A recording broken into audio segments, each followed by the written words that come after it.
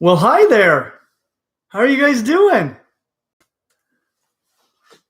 I see you guys asking where is everybody. We'll see if they show up. I didn't do a special post today to remind everybody. Life's been pretty busy, and I thought, well, I'll do an experiment and see if they come anyway. Because I know for me, I've been able to see this event coming up for a few days, and that's been exciting. Okay, you want to see my Pokemon? I have brought with me lots of Pokemon today, and some snakes, and I've got a piece of mail.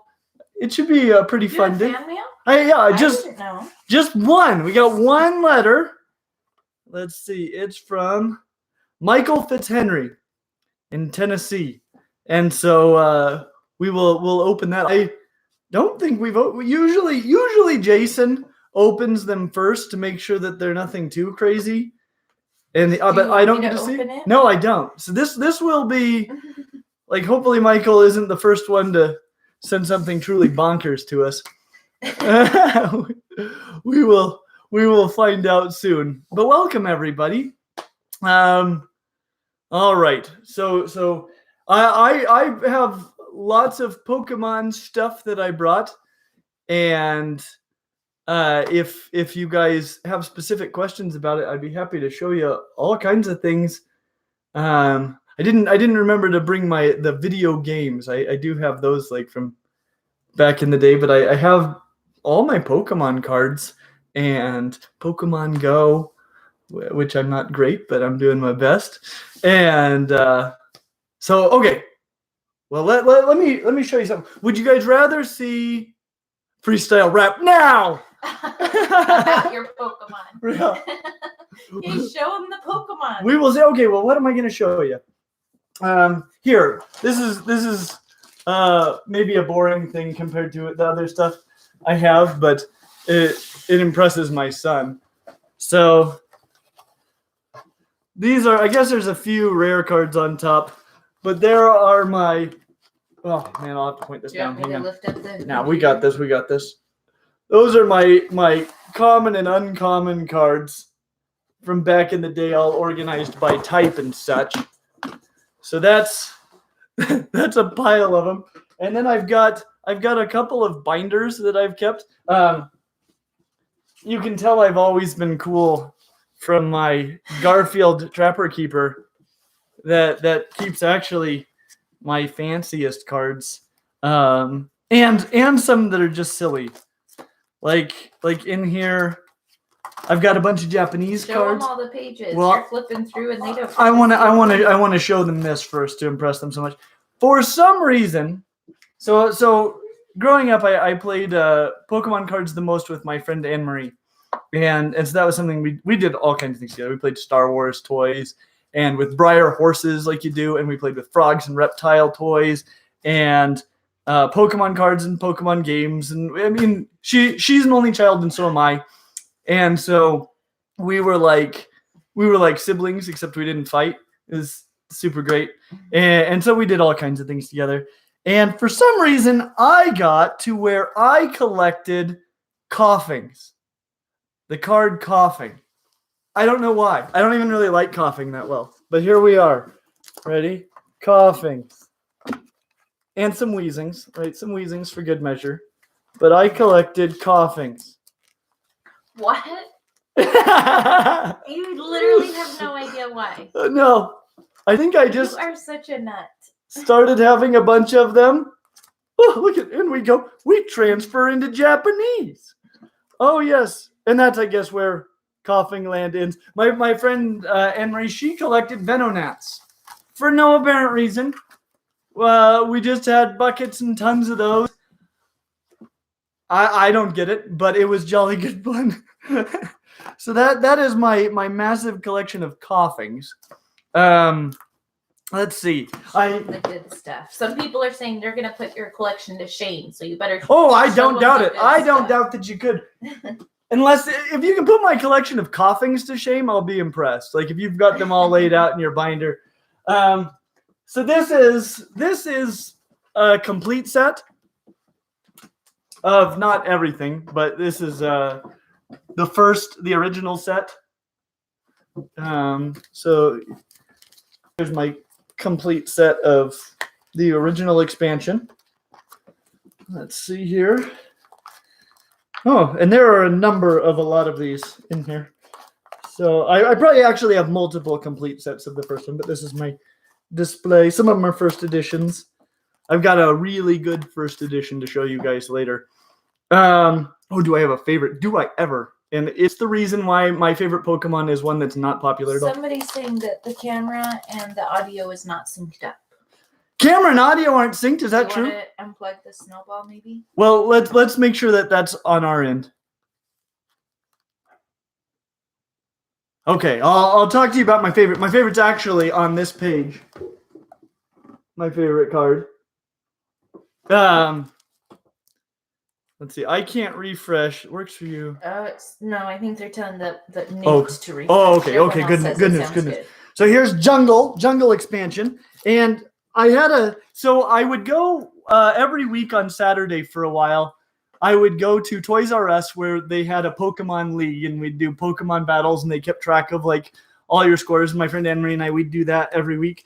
And one time they got in a huge shipment of Jungle expansion cards, and I ended up spending all of my money on these cards because the holo foils at that time. So this is Jungle expansion, and Jungle expansion usually has this little jungle symbol on it. You can see that quite a few.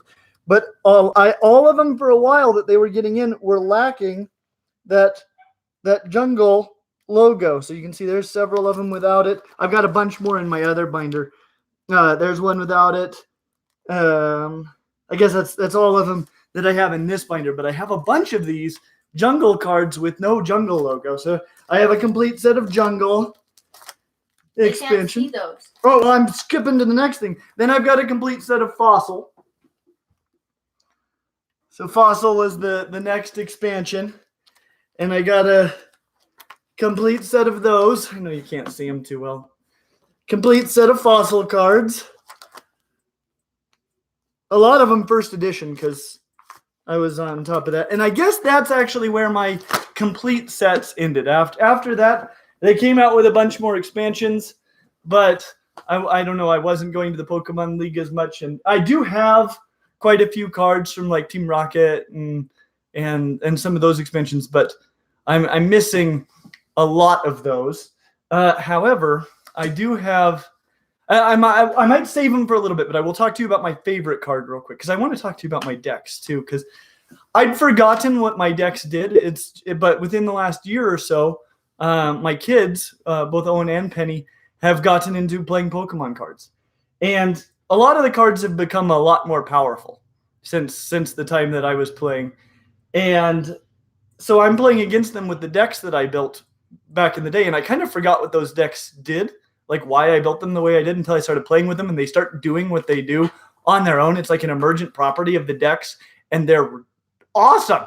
They're awesome. Even against the way better cards today, they're just devastating. And I will show them to you. Do you play Pokemon Go? Yes, I do. Do you need more friends? Yes. Well, I don't need any friends at the moment, but I do need more friends occasionally.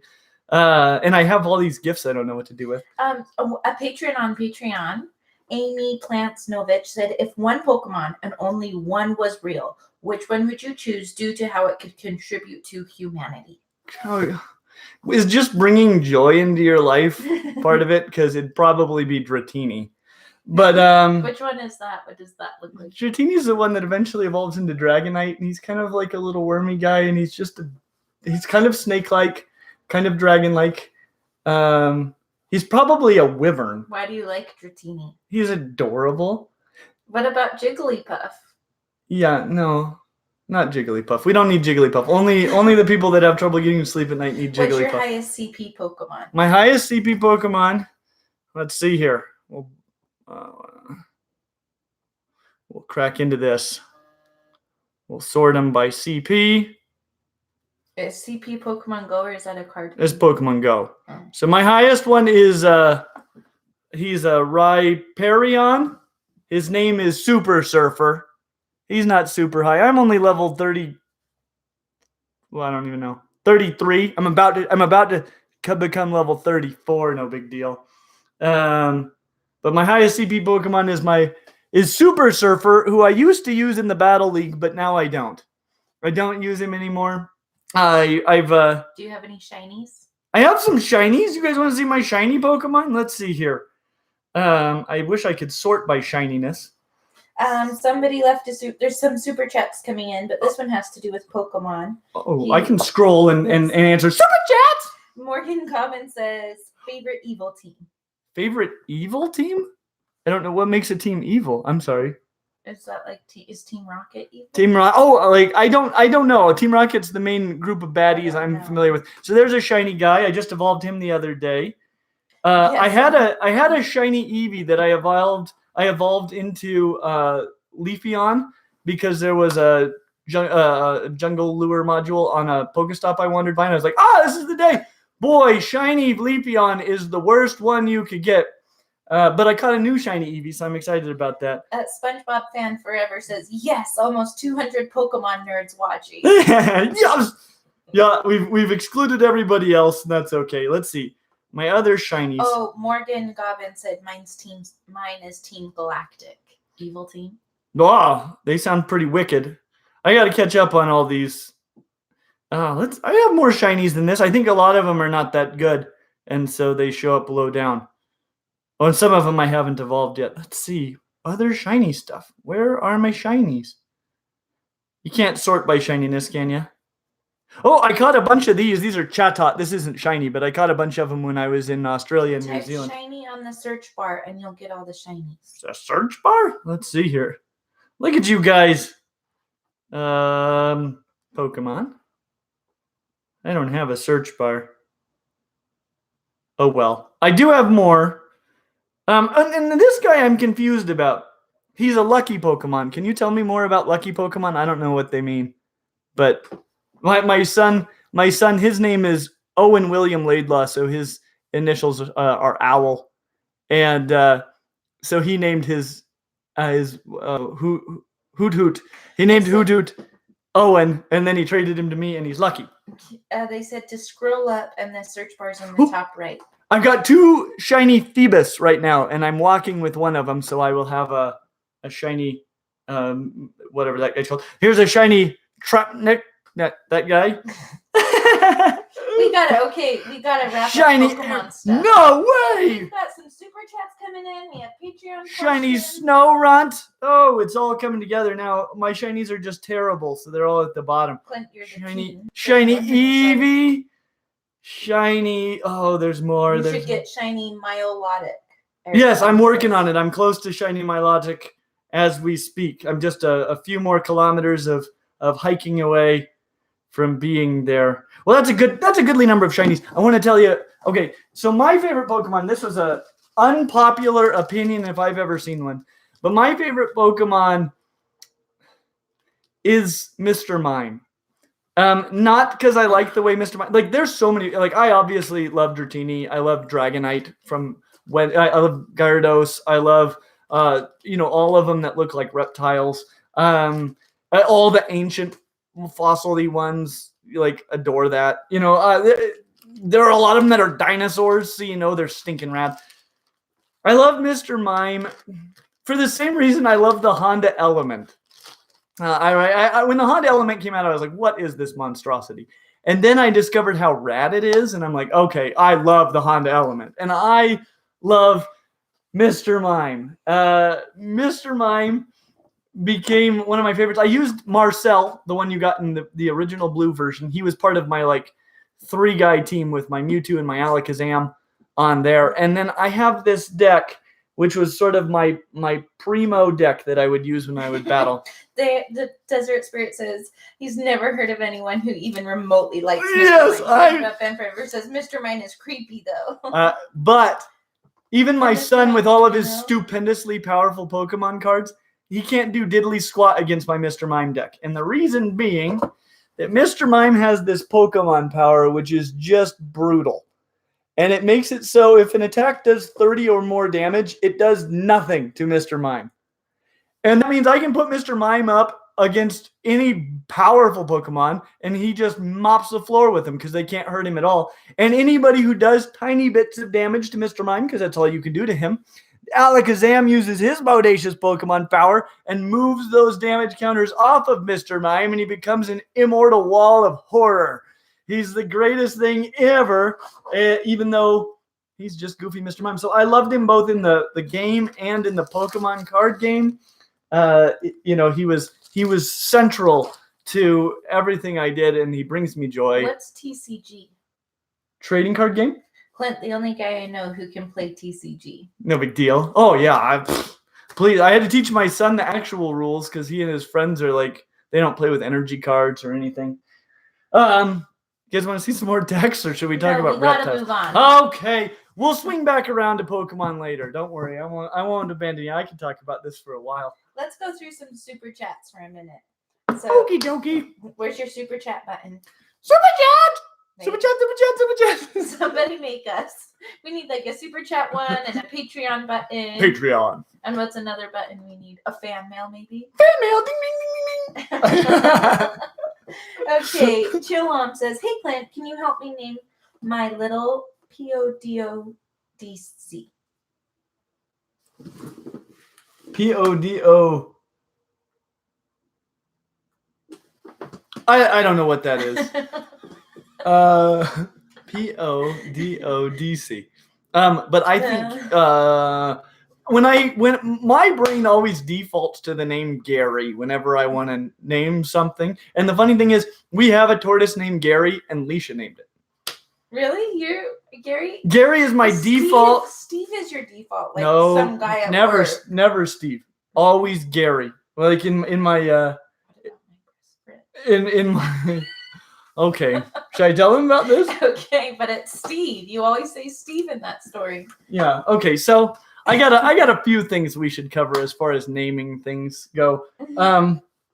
So I don't know if you guys know what a boppy is, but it's like a breastfeeding pillow. And I was at Babies R Us one time, and I saw there was like a knockoff boppy for sale there, and the name of it is My Breast Friend. Like I'm pretty sure they have one guy on staff there, and they're like, "Hey, Gary." See, it's Gary. "Hey, Gary, we feel bad. We've been shooting down all your ideas all week. We'll let you name this anything you want." And he's like, "I've been waiting for this day." He's interestingly enough the same guy that designed those light fixtures. Anyway, moving right along. You're not supposed to show me. Well, I don't think you were in the shot. Just why? Let's see. Alexandria Hay says, "Hey Clint, video on Russian rat snakes. Oh, Alafe shrinky." If I can find it, I really want to talk about Russian rat snakes. I think they're spectacular, and they should be way more popular. I just don't have access to one. She said finding them is the hard part. Yes, it is. Yes, it is. Keegan Day says, "I finally made it after missing 3 weeks." Keegan. And let's see. Fish Rock said, "I just rescued a 10-year-old tegu a few weeks back. Ooh. Other than the basics, what are some things I could do for enrichment in the enclosure?" In the enclosure? Oh, so enrichment's a little bit funny with tegus. They like to chew on stuff, but they're also really good at swallowing really big things. So that can be a little bit tricksy. Mostly just giving lots of substrate types and things to explore, different kinds of food. Those are all going to be things. Scents will be really interesting for them. If you've got a blanket or something that smells really interesting, they'll want to check that out. But a lot of good enrichment with a tegu just involves getting them out and letting them explore the world. Awesome. Let's bop over to Patreon really quick. Okay, I'm going to pop out a snake real quick. Claire, Jidda. I see people recommending a lot of affordable hardware store substitutes for common pet supplies: mulch, bark, heat lamps, water bowls, hides, tubes, etc. Do you have any advice for what works and what to avoid? A lot of that stuff is going to be fine. What I find generally is just the quality control isn't nearly as high. And so, you're going to get a lot more just sort of junk in there. If you can clean it up pretty well. Junk in what? In mulch and rocks and just kind of whatever you buy, because they're not concerned about that kind of stuff. You might find little bits of plastic in there more often. Just weird things. So you've kind of got to be your own quality control person. But gravel and mulch and stuff, as long as it's organic, as long as it doesn't have pesticides on it or anything like that, as long as it's the right type of wood, some things like cedar can be pretty darn dangerous. You've got to be careful about that kind of stuff. You got to read what's in the bag a lot more carefully than you do other places. And Google many things while you're at it. Awesome. So wait. I brought a couple of bodacious yellow ball pythons with me today. This is one of them that a morph I really like. This is a banana kingpin. So he's a banana lesser pinstripe. His dad is a banana lesser pinstripe, Sunny, who's one of my favorite snakes, and this is his little mini me. I love the banana. I love banana and lesser. They're two of my very favorite morphs in the world, and I think you can see why. And then the other one I brought with me today, and I actually produced one of these this year as well, though this is one I bought. So I may actually breed the two of them because there can be some awesome stuff when you pair two of these. So this is a crystal, and crystals, that they are a Mojave and special, and they're a blue-eyed leucistic. And both of these morphs are morphs that come out looking pretty good, and then they just get more and more spectacular as they age. And so this is like a white and orange blue-eyed leucistic. I love crystals. They're stinking rad. Anyway, sorry. Back to the show. Okay. Super chat. Gamma Plus says, "Hi Clint, I love your videos, and I'm the owner of 2 Western ribbon snakes. Can you explain the differences between ribbon and garter snakes?" There's not tremendous differences. I mean, they're very, very close relatives of each other. Care is really similar. Ribbon snakes tend to be just kind of lighter bodied than the garters. Keegan Day says, "What's your favorite bird?" Mine is either the kookaburra or golden eagle. Those are both so awesome. Kookaburras, I adore. I love the whole kingfisher group of birds. They have one Animal Ark. It's not living there currently, though. It's not. Well, I got a mouse video on my phone, and I held it up to the cage to see because they're so smart. And he actually went after my phone. It was a little startling. When we were in Australia, I spent one day in Australia, and I spent a good amount of time chasing a kookaburra. Because it was low, like I wasn't chasing it to scare it. I was just kind of following it around and filming it everywhere it went because I love kookaburras. And then golden eagles, ridiculously cool eagles. I've only seen one in the wild. I grew up by a lake, and so we'd see bald eagles quite a bit. My parents have been seeing a ton of bald eagles lately, because they're a fishing eagle. And fishing eagles are impressive. Golden eagles, though, until you see one in person, like out in the wild, it's hard to really understand what an unbelievably impressive creature that is. And while bald eagles, which I love, eat fish, golden eagles grab goats off of hillsides and chuck them to the bottom and then eat goats. They eat goats? Yeah, they eat goats. Not exclusively, but they... Like lambs? Yeah, like full-on goats. That's a baby sheep. What's a kid? Like kids? Yeah, they eat kids all the time. And they just grab them by the leg and pull them off of a cliff. And anyway, it's a terrible thing. But they're hardcore as all get up. So those are great contenders. Cassowaries, how could you not love that? It's basically a Utah raptor. Well, it's not that big. It's like Deinonychus. And then let's see, what else have we that are? I love penguins. Little blue penguin. How could you not adore that? Don't you love boobies too? Blue-footed boobies? Yeah. Making me sound weird. Don't you love boobies? Yes, I do. I love the way they go. Okay. But they're not among my favorite. I love puffins, like peregrine falcons. I love the American kestrel. It might be my like, as far as ones that it's like, if I had unlimited time, I would probably want to be a falconer with American kestrels just because I adore them. Bing Boss says, "What's your opinion on go herping?" I think I've seen your comments on his videos before. Oh, I haven't watched a huge number of go herping videos. Seems like a nice guy, generally speaking. Seems like he had some kind of rude stuff to say about me the other day, but what can you do? Moving on? Yeah. Okay. So let's see. Sean McGongle. I'm so sorry, you guys.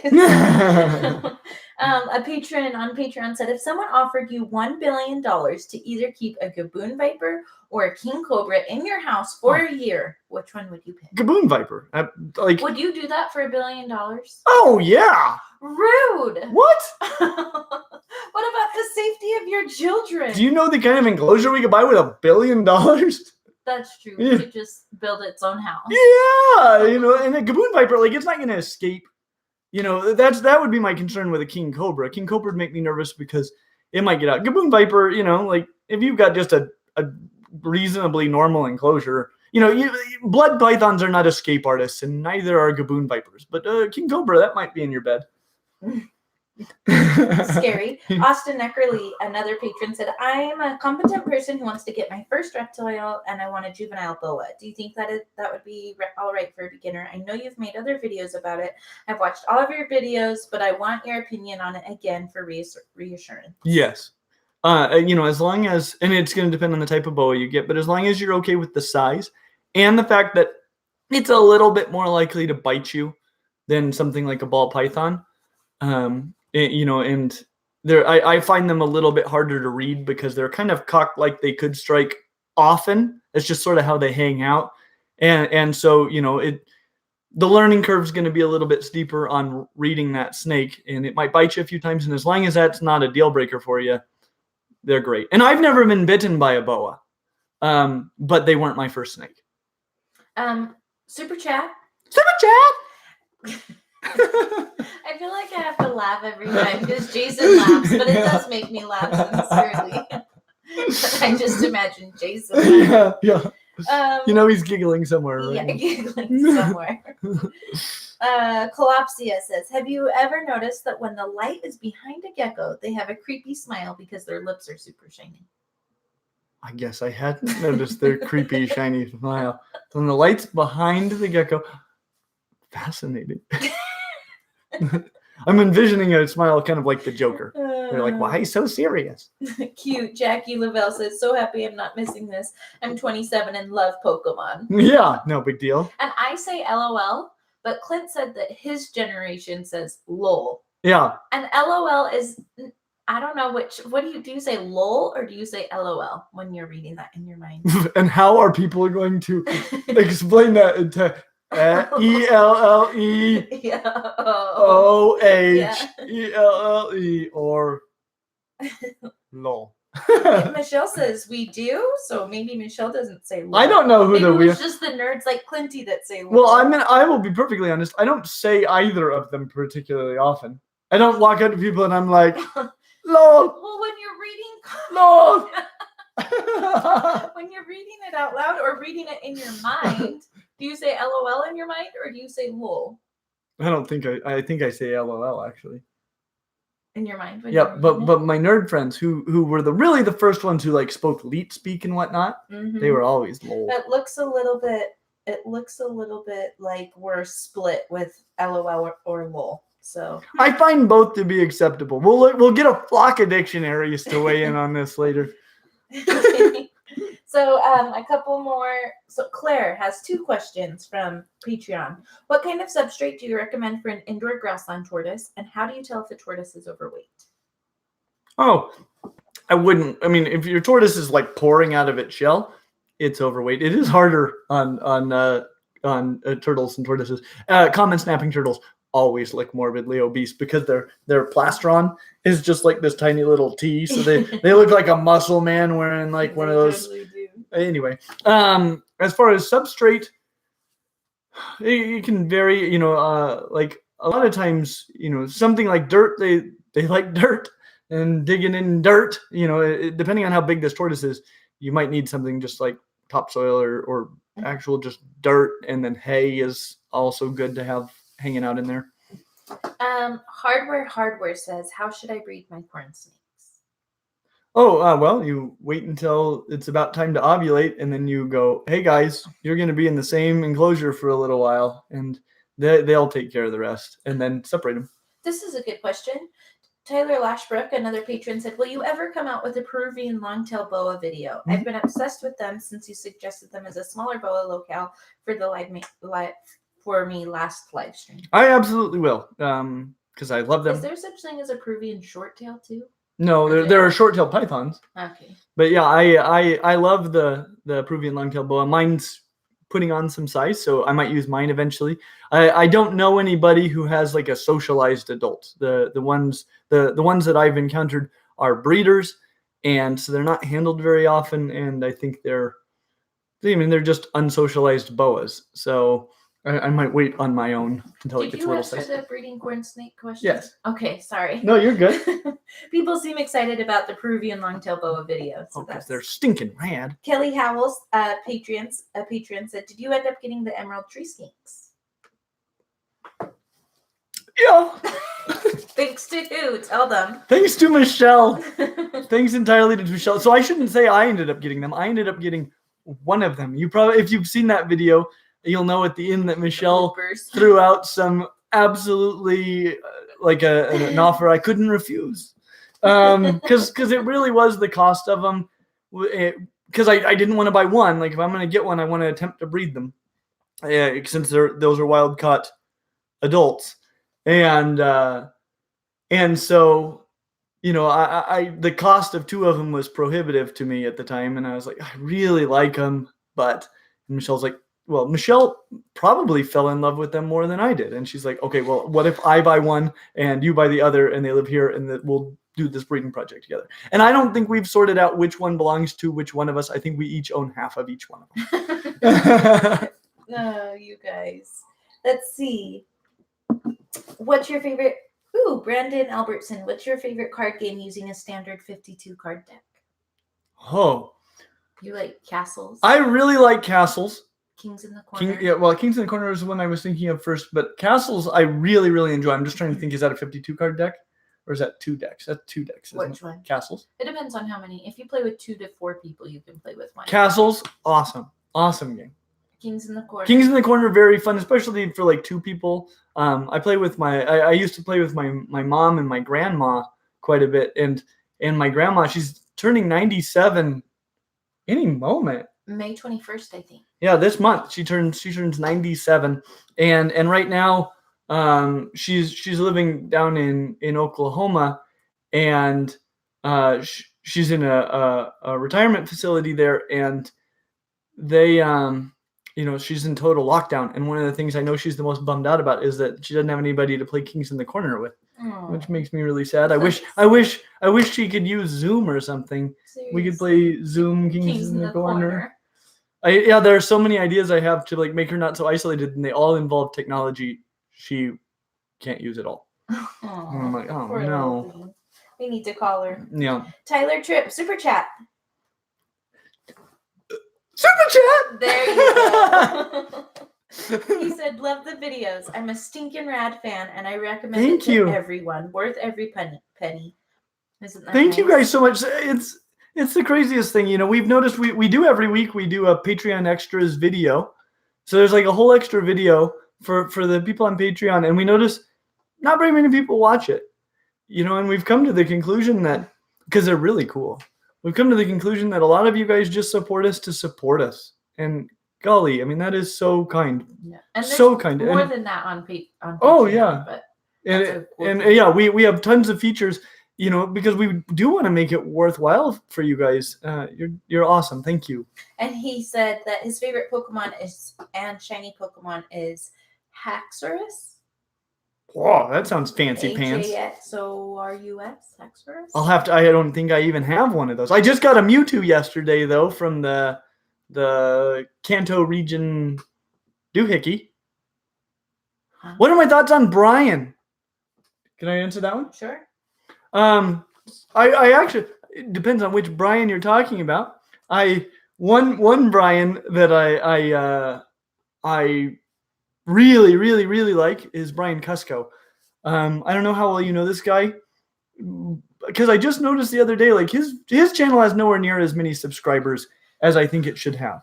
It should have bucket loads because he's so amazing and he does a lot for this community, and he's just a genuinely great human being. And I've talked to him a little bit before. Brian Cusco? Yes. I always want to say Cusco. Oh yeah. But it's Cusco. And just in this last week though, I was like, like I was watching some of his videos and him interacting with his family and stuff, and I'm like, I've got to be friends with this guy in real life. Like, I talked to him. We did a great interview up at Tinley. It was wonderful. Like you can tell immediately what a great guy he is. Anyway, I was like, we got to be friends. So I just like sent him my phone number, and he texted me back, and he's like, do you want to call tonight? And so we chatted for like, well over an hour. And one of the things I asked him about was Brian Barczyk, because on his channel, which is Triple B TV, he did an interview with Brian Barczyk. And I guess he's actually spent a lot of time with Brian Barczyk outside of that interview. That they're friends and they know each other well. Dave Kaufman's also somebody who knows him well, and Kevin McCurley. I've never met Brian. No, do last names because we're talking Brian about Barczyk. I've never met Brian Barczyk. And so, I'm kind of the same way. Like, I don't want to formulate my opinion about a person based on how they're represented by other people online that don't even know them. There's so many opinions. I've always enjoyed watching his videos. There a lot of activity and obvious enthusiasm. He feels in his videos like a guy who's living the dream and loving every minute of it. And but I also know, like, he's definitely made some mistakes, some big ones, and that's a matter of public record. And something I really appreciated in Brian Cusco's interview of Brian Barczyk was how open Brian was and how much he accepted responsibility and owned those mistakes and talked about how he wants to change. And so, I'm not a person who believes that if you've made a mistake once, like, you're branded as a mistaker for the rest of time. And Brian, I've had limited interactions with Brian Barczyk, but he's been nice. He's shared some of our videos online and had nothing but positive things to say about our channel. And so, I don't have firsthand experience. It seems like people that know him generally say, he is a genuinely good guy. And I'd like to give him the benefit of the doubt that, he's fixed any mistakes that he's made. He's doing his best to strengthen this community. And, but I can't give you my firsthand opinion, but it's something I've been thinking about a lot. That, I'd like to meet him and just get to know him for myself so I can have my own firsthand opinion of a very controversial figure in our community. Awesome. The Tiger says, what do you do for work before YouTube? What do I do for work before YouTube? I'm a university instructor and biologist. And so that, most of my, even now, my income comes from teaching college classes primarily. And then YouTube, though, is something that I'm wanting to make a larger and larger priority in my life. So, as this channel grows, I'd like to scale back my teaching load a little bit so I can focus more on this channel. Because right now it feels like this channel is what I do on the side. And this is, I love teaching in the classroom. I'll always do it. I will always do it. But, the idea of getting to share with so many people, and, you guys are such an incredible community that I want to devote more of my life to this. Liz Olson goes right along with this. This question is a little bit left field, but how daunting was getting your PhD? I watched your dissertation, by the way. It was great. Well, thank you very much. It wasn't all that daunting up front because I was so naive. No one in my family had gone to graduate school. My parents are both college graduates. My mom went back. She graduated in psychology, and then she went back and got her teaching certification. And so my undergraduate, I felt like I had a pretty good idea what to expect. I had really almost no expectations for what graduate school would be like. And knowing what I know now, I could have done graduate school a lot more efficiently. And, it's the same way with all of school. I would be a great high school student right now because I get it. And, and I feel sort of the same way about graduate work. Because I get how to be a graduate student now, and what I was getting myself into and stuff, and it's very doable as long as you're willing to put in the work. That's the biggest thing, and it's a different sort of work than being an undergraduate. It's more similar to what you'll do as an actual scientist down the road, and less about like juggling a bunch of classes and just stress. Awesome. Okay, this question's a little bit long from Greg Carpenter of Patrons. He said, I've had my ball python for almost 20 years. I recently moved his habitat, and my daughter said she was happy about that because the snake liked being closer to the family. I told her he's a reptile and just doesn't feel the same about things as mammals do. What are your thoughts? Do snakes like or dislike situations or people, or do they lack the physical structures, neural capacity to do so? That's a great question. I will tell you, they probably take no particular joy from human interaction, but you do. You take joy from interaction with a snake, and there's going to be a level of activity around that snake that's going to cause it stress. If it's super, super, super active around there could be a point at which it just feels like it's perpetually in danger. At the same time, having a moderate level of ambient activity going on is going to desensitize that snake to those sorts of stressful stimuli. Also, the snake might not be paying much attention to a lot of those stimuli. There's something cool. Animals in general, and you are the same way. At any time, like, there are so many sensations that you're experiencing, things that you're seeing, things that you're hearing, things that you're smelling, things that you're feeling, and you're ignoring all of them because they're historically irrelevant stimuli that don't really matter. And so, you can go to the zoo and yell at a wolf. You always see people there. They're like, "Hey, wolf, wolf, wolf," and the wolf's just sleeping and just not paying any attention at all. Because, for one thing, people yelling at them, that's historically not been a thing that wolves, encounter, really. And that wolf hears that stuff all day long, and it never matters. That wolf is desensitized to that sort of stimulus. But if you take a little stick and you snap that stick, that wolf would just be like, "What was that?" Because that kind of a stimuli matters to a wolf. We did that experiment. Clint did that with me, and I was like, "Come here!" The wolf was so cute and sleepy, and just like a little puppy. I'm like, "Come here, little wolfie!" And he did not care. No, his ears didn't move at all. And Clint picks up a stick and cracks it, and its ears move right to us. And he opens his eyes and glances at us. And so you can. Having your snake a little bit desensitized to a lot of human activity can lead to a snake that's going to act more normally around human activity, which is great in its own way. Yeah. Okay. Should we open up some fan mail? We should. That time has arrived. All right. So this is Michael Fitzhenry. This is my handy dandy skeleton. And while you're opening it, Tyler Lashbrook said, "Would you ever go back and revisit old best pet reptile videos as you collect and discover new information about a species?" Yes, I would. To be perfectly honest, a lot of the first videos that we made, like the top 5 for beginners and a lot of the videos about those, I was pretty much just speaking off the top of my head like I am right now. Like, I didn't sit down and script it out really. I think I might have considered what their scores would be. And then I basically just talked off the top of my head about those animals. And, now I do a little bit more careful research and stuff before I get into it. But, they were animals I'd kept, and I'd kept a lot of them. And, some of those videos, it's not that I think that there's a lot of false information, but there's an awful lot of stuff I'd like to talk about that I didn't, just because I wasn't on my mind at that moment. And so and I'm better at looking at the camera now too, because I'm not looking over at Michelle. So some of those early videos, when I watch them, I'm like, "Oh, this is painful to watch." And so I'm tempted someday to circle back around and recover some of those animals. Your bioprofessor is the owner of Great Basin Serpentarium. That's Joey. That's Joey. We like Joey. Joey's the best. We go trick-or-treating with Joey. We go holy cow. Woo! Joey's kids are good kids for our kids to play with. I'm going to have to go through this.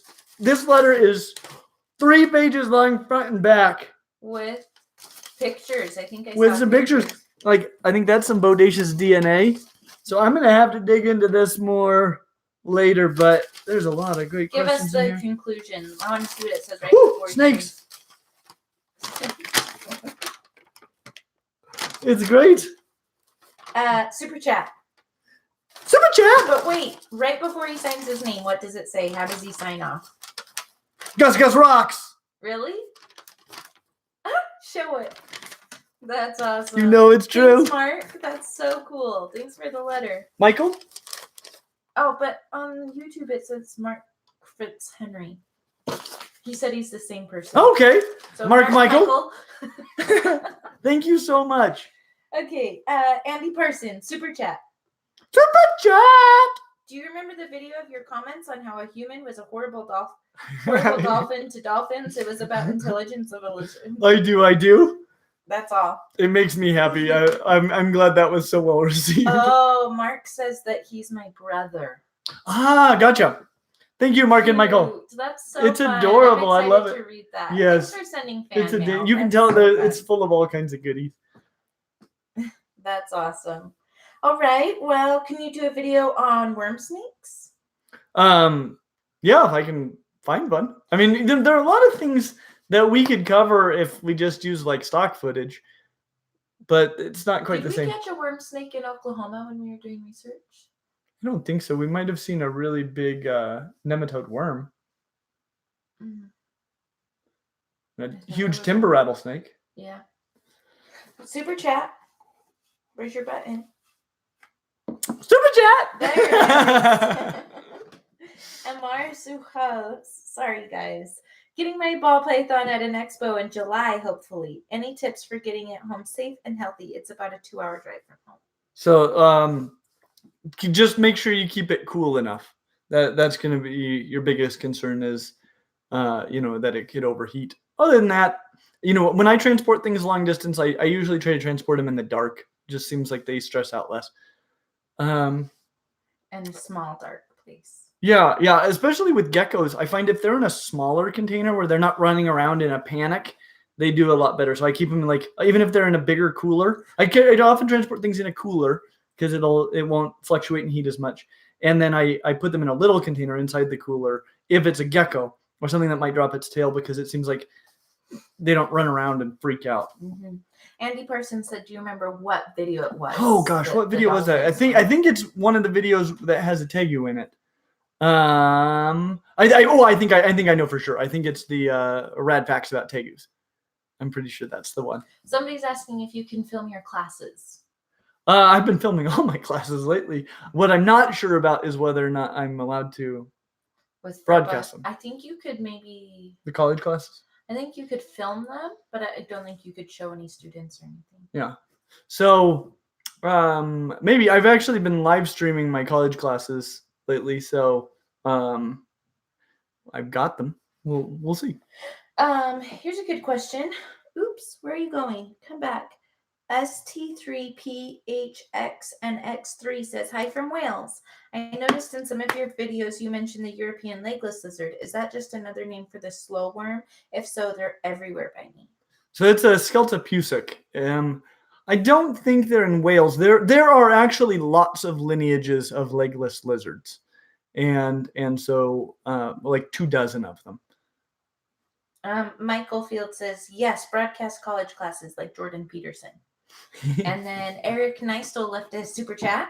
Super chat! Thanks for the super chat, guys. Yeah, thank you very much. It's really awesome. This has actually been kind of a hard time. We've got the reptile room in existence and we're paying for it and it has to be closed. And YouTube revenue's down because of all of our because advertisers, because everybody's suffering and we're all suffering, but it's like this is huge, and these super chats actually do really help. So thank you so much. He says, how is your boa longicauda? So Peruvian long-tailed boa. She's doing great. She's doing great. I haven't had a lot of time to handle her extensively. She's never bitten me, but she likes food, and so I'm having to be a little careful getting her out.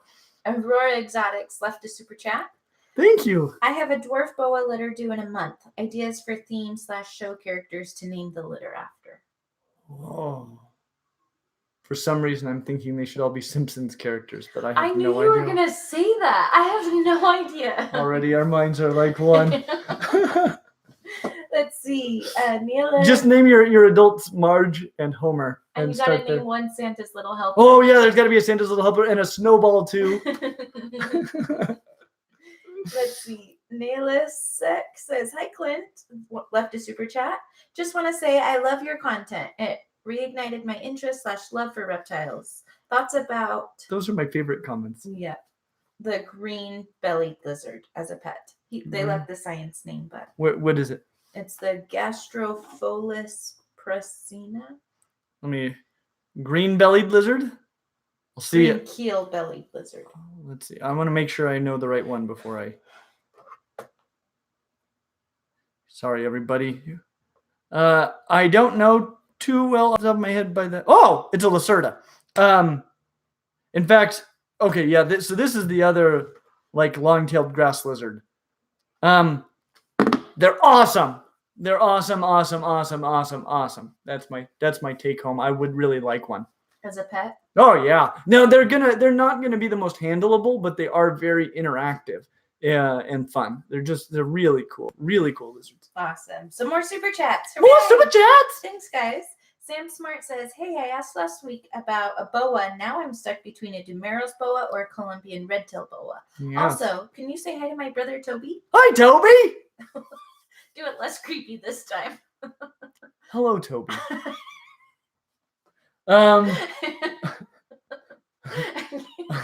I've got are different levels of creepy. True. Yeah. Hello, Toby. So let's see. What was the question? Dumeril's or red? Oh goodness. I don't know. I personally love the coloration of the Dumeril's. Red tails, like a Colombian boa, common boa, is going to be a little bit bigger and maybe a little bit less likely to bite you, though neither of them are super likely to bite you.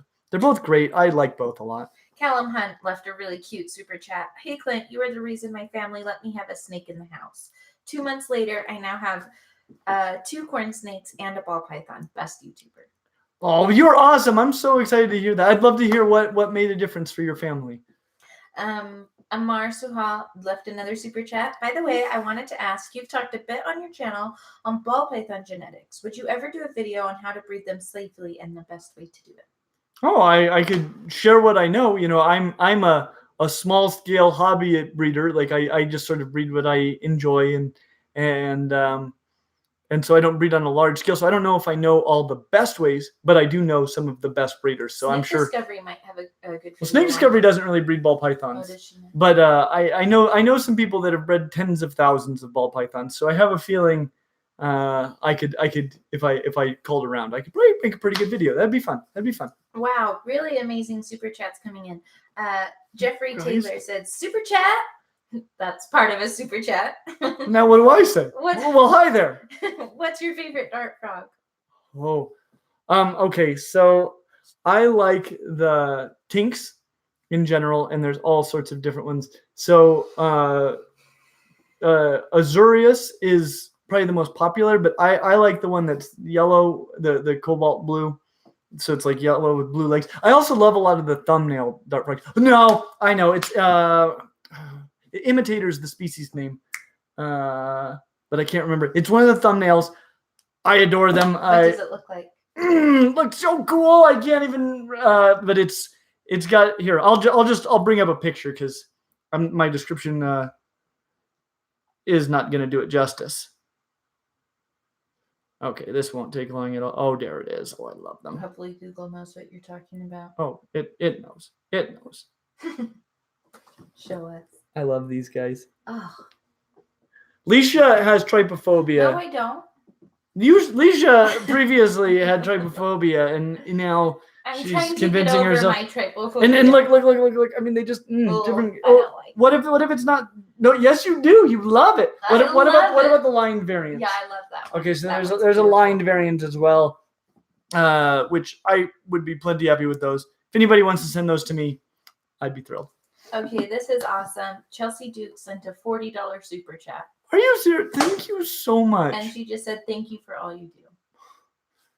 You guys are incredible. That's so nice. Thank you, Chelsea. Mr. Fizzer. I like that. Hello, Mr. Fizzer. Said, hi, Clint. I discovered you through your recent spider videos, and I love your enthusiasm and positive attitude. From another dude in academia, thanks for being great. You're awesome. Thank you so much for I love saying our that. community. It is. We seriously, like, you guys are unbelievable. And you're the whole reason this channel still exists. Like, right from the very beginning, you've been so kind and encouraging and just pushed us to keep going forward. Let's see. Andrea Redovic. I'm so sorry, you guys. My favorite animal is a chameleon, and I want to have one as a pet. What is a good chameleon species for beginner? There is, okay. I was actually talking to Jason about this yesterday. Chameleons are hard. Well, not just about chameleons, but about advanced reptiles for beginners. Because I should probably make a whole video about this, but there's kind of a debate. You know, anytime you talk about beginner reptiles, there'll be people on there who's like, anything is a beginner reptile if you just do your homework. And depending on what they mean by do your homework, I mean, at some point you could study it out to the point that you'd be ready, even though it's your first reptile, especially if you have like an internship where you're actually getting hands-on experience with somebody else who has a lot of them before you get your first, but then you're only arguably a beginner. The challenge is not that you couldn't do the right research and learn all the right things. It's just sometimes until you've actually kept reptiles, the things they'll tell you don't totally make sense. You know, you can read, okay, well, you should spray them liberally. Well, you know, what does that mean? You know, 6 sprays, 50 sprays. I don't know. You know, you know, you're going to learn some stuff through trial and error, and chameleons are not super tolerant of trial and error. And so I would say though, if it's a true chameleon that you really want, because there are things with false chameleons, right? But when it comes to true chameleons, none of them are super hardy. If you come from a dry climate, veiled chameleons are probably your best bet. If you come from a wetter climate, something like a panther chameleon would be a good bet. The dwarf chameleons are not a good way to go. Jacksons, I like Jacksons a lot, actually. They're probably not, those other two that I mentioned are probably sturdier, but panther chameleons are also very expensive. So that might play into your choice as well. Keegan Day said, Clint, do you know Forrest Galante? Not personally, but it seems like, it seems like that's, I think I know of this forest. I think I know which forest you're referring to. Creatures Realm sent $1 super chat. Thank Miguel you. Moda said, hi, Clint. Are there any cool snakes in Europe, or are we just boring? Greetings from Portugal. Oh, there are probably, I mean, there are definitely some, and Europe's a big place, and so you've got some really cool stuff like Russian rat snakes and Europe, especially if you get down into the Mediterranean regions, which you're familiar with. But there's a little bit less reptile diversity there.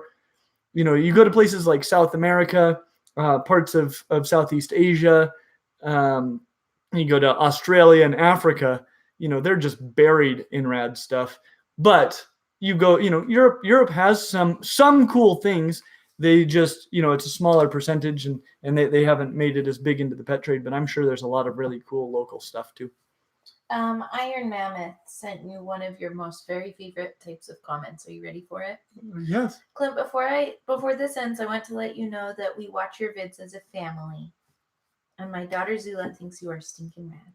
I do love those comments so much. I'm so grateful that we've created something that families can enjoy together, and that can help bring you guys together, and that you can share with your family, and so that you can share your love for reptiles with other people around you. Those are my favorite comments. 2 super chats. Eric Nystel says, you like Simpsons, Pokemon, and reptiles? I live in Heber. When I can, I'll come check out your place. P.S. Your wife's awesome. Great artist too. Aww. Thank you so much. We look forward to seeing you. People don't know me. She is a great artist. She doesn't think she is, but she's so good. Dante Cefeli said, just getting back into snakes after a few years, kept corns in the past. Would you think starting back up with an African egg eater would be a good idea? No. They're very tempting, but especially, so you can get wild caught adults that will eat quail eggs. So if you've got and access to quail eggs, they could be reasonable, but it's, it's a wild caught adult. It could be all kinds of problems. If you get a captive bred baby or any sort of baby, you're going to need a pretty constant supply of finch eggs, which, if you've got finches, it might not be a problem at all. But if you don't have finches, and if you're like, I'm thinking about getting back into reptiles, my first suggestion wouldn't be like, get 10 finches. So, I would not say that would be a good way to go. The idea of feeding eggs on many levels is more pleasant than the idea of feeding rodents to things, but the logistics of doing so is a nightmare. Yeah. Reptile Madness says, thoughts on snake discovery. Oh, they're awesome. They're just stinking rad. We've been doing collaborations with Snake Discovery since before most of you ever heard of Snake Discovery, and or us, certainly, because, like when our channel was brand new, Emily's channel is about a year older than ours, and, and it was still pretty small.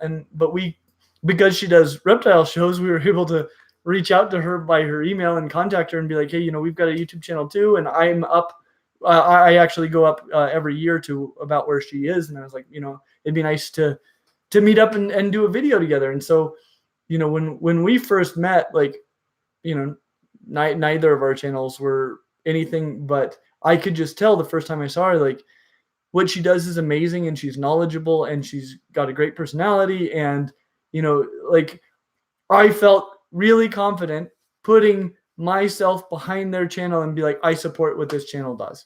And honestly, in the early days, we did more videos on like really basic reptile care, and nobody really watched them. And Emily, she also did a lot of that. And as soon as I discovered that she was doing that, I'm like, oh, fantastic. Because, this is covered. Like, somebody needs to get that resource out there for you guys. And she's doing a great job of it. And I do some of that as well.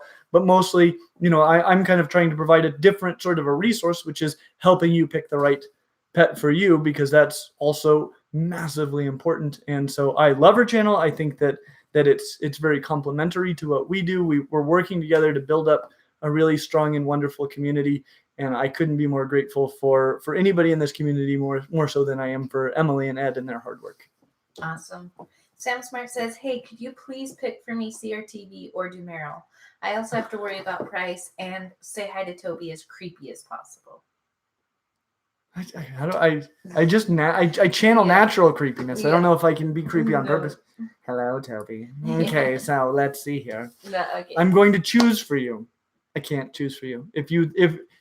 Which one do you like how it looks better, honestly? Because they're really, really similar in a lot of other ways. So just the one that you think is prettiest, you could make your decision that way on those two. I'm not saying do that normally, but those two, you can't go wrong as long as you want a boa that is very much like what both of those are like. So 2 more super chats, and then we got to start wrapping up. Then we'll do lightning round. No, then it's time to say goodbye.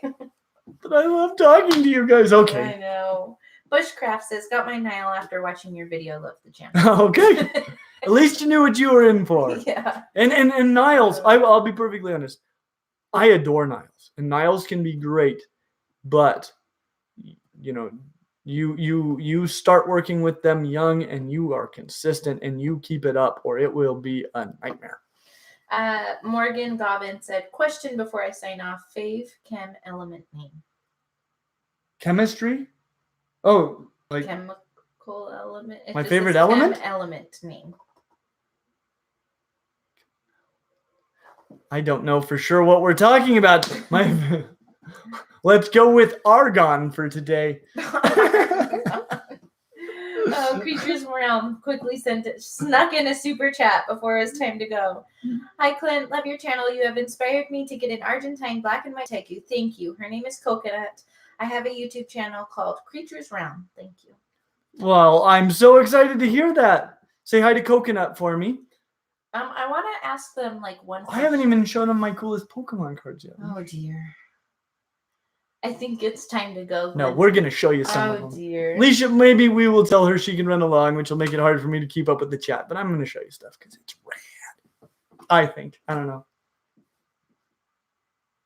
Are you gonna show them? Right now? I thought there were more comments. No. Okay. I was before we signed off, I wanted to ask them a question. Oh, ask him a question. Ask him a question. Well, I just wanted to ask if Clint could only make one more video, what would they want it to be on? Whoa. All right. I'm excited to see what you guys have to say. I'll show you some of the highlights of my. Wow, that was a big question. Let's see. One more video. If Clint could only make one more, what video would it be? Japanese, Mr. Mime. The pocket monsters back to them. Let's see here. Oh, Ooh, some good ones coming in. okay. Are you planning? Is Teen Lake Park canceled for the rest of the year? I don't think we know for the rest of the year, but for the last one, obviously was. There's a lot up in the air, I think, about the future. Eric Nice will send his super chat. His video would be a video with every reptile you own. Oh, we made a 3-part series of that not long ago. We could do it better. People were sad because there's no B-roll, so there's no close-ups during those videos, and that's primarily because poor Michelle, who normally does our B-roll, was very, very pregnant at the time. Was she? She was, and so it was just too much for her when we were filming those. Yeah.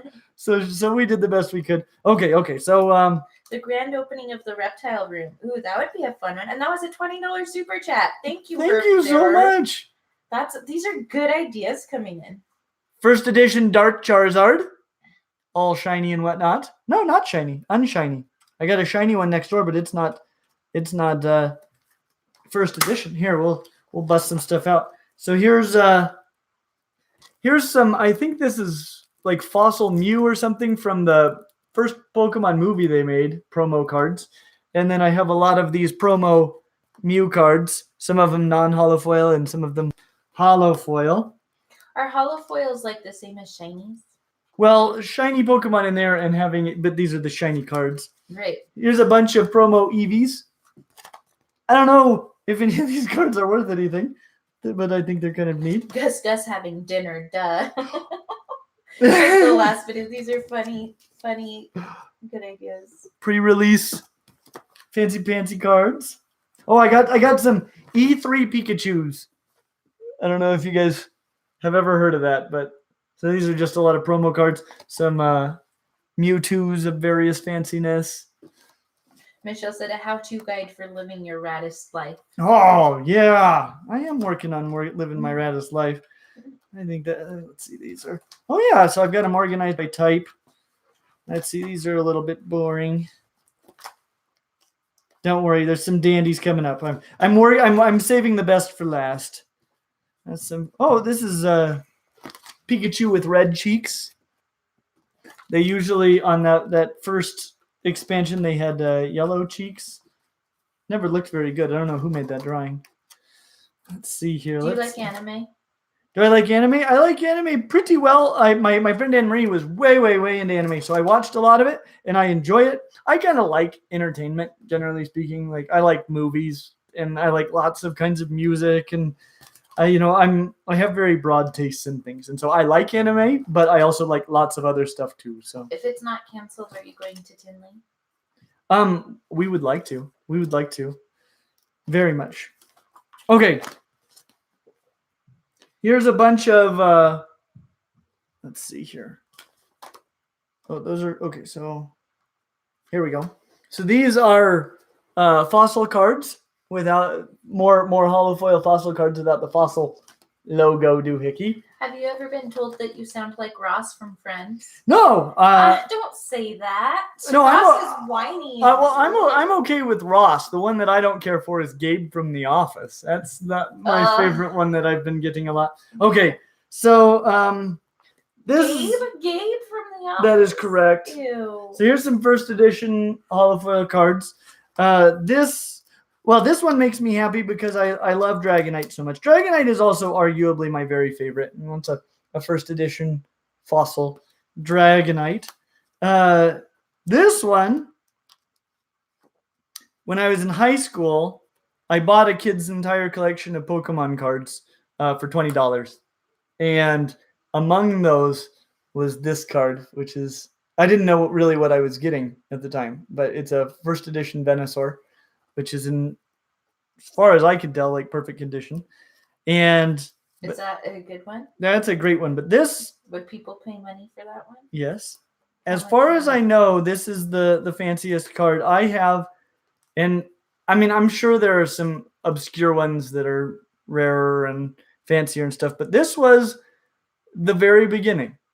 Okay, so that's my first edition Charizard.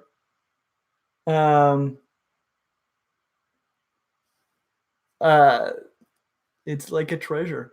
Anyway, so there's that. Is that, would people pay money for that one? Yeah, this is probably the most valuable How card I much have. would they pay for I that? don't know. Even when I was like 15 or something, it was worth like $450. And I don't know what's happened to the You value need of a pen comb. it. So anyway, that's my very fanciest card. I don't anticipate I'll sell it. I don't know. Like, You should try and have a sit down with David Attenborough. that would be so great.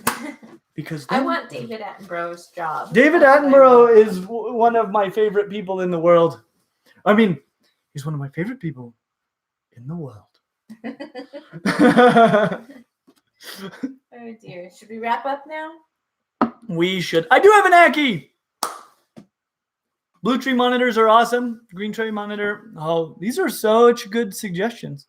I would love to be on Joe Rogan. What a fun experience that would be. Okay. Tell him I'm in the market for my first Joe Rogan experience. Yeah, we gotta go. When we're done, you have to go through and see all of their video ideas because they had a bunch of really good ones. Oh, Mark O'Shea. That would be great. I grew up watching O'Shea's Big Adventure on Animal Planet. It was my third favorite show on Animal Planet. My first favorite being Crocodile Hunter, and then Jeff Corwin's Experience. I can't remember. Jeff Corwin Experience, and then O'Shea's Big Adventure. Those All are- right, we're now officially 12 minutes past time. Okay, Alicia says we have to take care of our children. Yes, we do. Thank you guys so much for being here. What's the difference? Can I get that one? Yeah. What's the difference between a Colombian and an Argentine tegu? They're all teid lizards, so they're in the family Teidae, and so within that group there are things like whiptails, there are amoebas, and there are tegus. I don't really even know who decided to break them down into three groups because all the varanids are monitors. But I've got those. We've got the. Sorry, I'm plugging in so I don't lose you guys. So there's those three groups in the teids. The smaller teids tend to be considerably more shy. They're flightier, they run off more, and they might respond more defensively than do tegus. Though a tegu can be a monster. But the thing about tegus is they're also big, powerful dudes in there, and so the world is not nearly as scary for a tegu as it is for the smaller teids. And so, most of the time a tegu is going to be pretty low key. And even the ones that you see that are wild caught out of the Everglades, they tend to mellow out really nicely. Now, the Colombian tegus are smaller a little bit than the Argentine tegus, and they're behaviorally a lot more like the amoebas and the whiptails than they are like the bigger Argentine tegus, like the black and white, the red, the blue tegus. When you're trying to tell them apart, once you get to looking at them, they look pretty distinct. They got kind of a different head shape. The Colombian tegu has a much more kind of triangular head from the side profile. But also, if you look on their nose, there's two on the Argentine tegus. There's two scales here, and there's just one really big scale there on the Colombian tegus. So if somebody's selling you a Colombian tegu and claiming it's an Argentine tegu, you can look at those I think they're rostral scales and tell them apart. Komodo dragon, the best pepper. These are great suggestions, the one I've seen. Yeah. Anyway, hey, thank you guys. Thank you so much for being here. As always, like and subscribe. and I'm excited that we get to see you real soon. Tomorrow's video is an exciting one, so don't miss it. See you later. Thanks, guys. Bye.